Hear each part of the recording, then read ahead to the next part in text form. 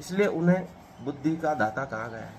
उनसे ज़्यादा बुद्धि इस ब्रह्मांड में किसी देवता के पास नहीं है, किसी व्यक्ति के पास नहीं है। तो उसका कारण यही है कि उनका जो पुराना ज्ञान था, अर्थात पुराना सीट चला गया, उसका एक कण मात्र भी, एक कोशिका मात्र भी ज्ञान की उन्होंने रखी नहीं।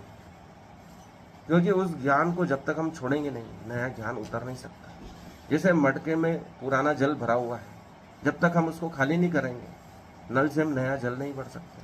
इसलिए पुराना ज्ञान को उसी क्षण हटाना होगा। उनकी कहानी ये संदेश देती है कि हमें एक क्षण भी पुराना ज्ञान संजोगे नहीं रखना है, क्योंकि हर परिस्थिति नई आती है, उसके लिए नई चेतना की आवश्यकता होती है, नई बुद्धिमत्ता की आवश्यकता होती है, नए विचार की आवश्यकता होती है, नए तर्क की आवश्यकता होती है। पुराना ज्ञान कभी काम नहीं देगा, उसके लिए हमें नए समाधान ढूंढने होंगे।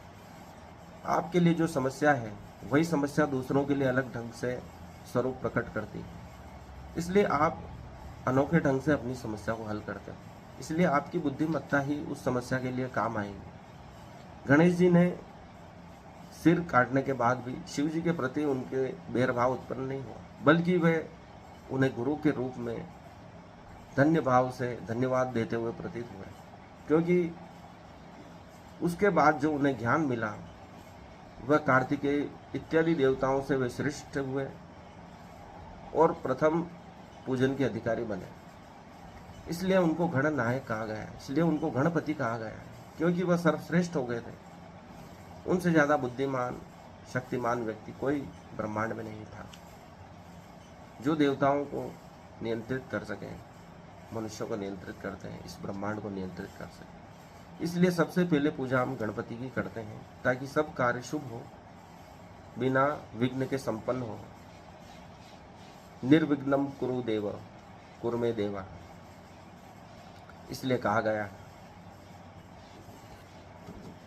वे बुद्धि प्रदान करते हैं, विघ्न का नाश करते हैं। जो बिना बुद्धि के संभव नहीं है, वे बुद्धिमत्ता के प्रतीक हैं, देवता हैं, तर्क के देवता हैं, श्री गणेश जी हैं। मनुष्य को हर समय हर क्षण एक नए तर्क की आवश्यकता होती है, जिंदा रहने के लिए, जीवन संघर्ष के लिए, जीवन संघर्ष को आगे बढ़ाने के लिए। इसलिए कृष्ण भी कहते हैं, तर्क के बिना मनुष्य एक पल भी जीवित नहीं रह सकता है।